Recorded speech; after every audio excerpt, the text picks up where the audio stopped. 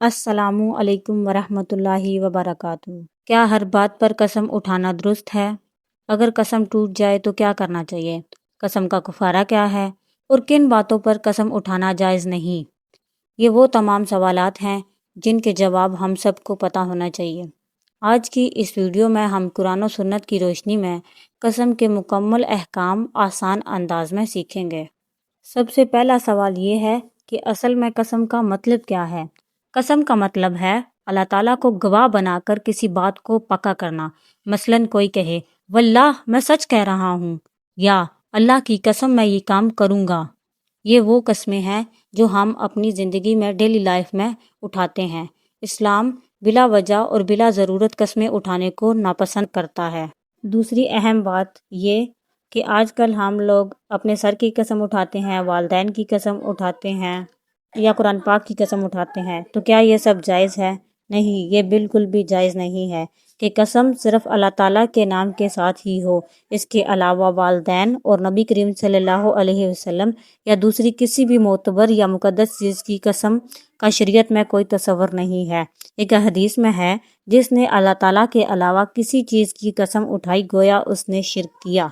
تیسری اہم بات، جائز کام سے رکنے کی قسم۔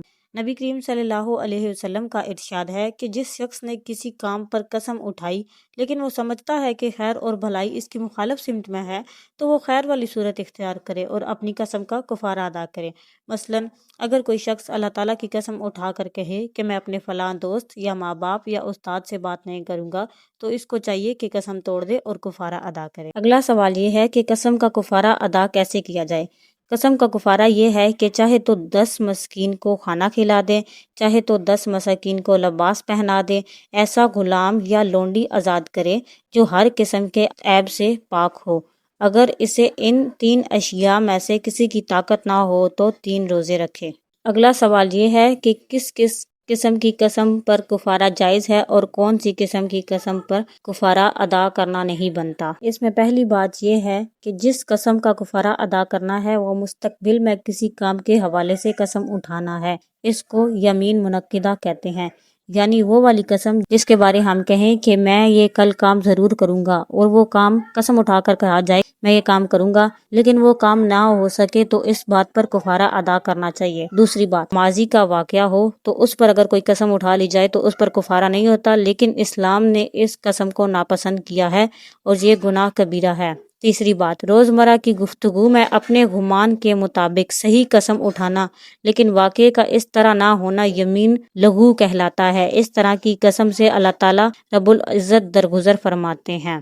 تو یہ تھی وہ باتیں جو ہم سب مسلمانوں کو ضرور پتہ ہونی چاہیے۔ آج کل ہم لوگ بہت زیادہ قسمیں اٹھاتے ہیں تو ہمیں آج سے یہ عہد کرنا ہوگا کہ آج کے بعد ہم قسم نہیں اٹھائیں گے، اور اگر غلطی سے یا کسی گمان میں قسم اٹھائیں تو اس کا کفارہ ضرور ادا کیا جائے، ورنہ یہ گناہ کبیرہ ہوگا۔ جھوٹی قسم اٹھانے والے کی طرف اللہ تعالیٰ بروز قیامت نظر رحمت ہی نہیں فرمائے گا۔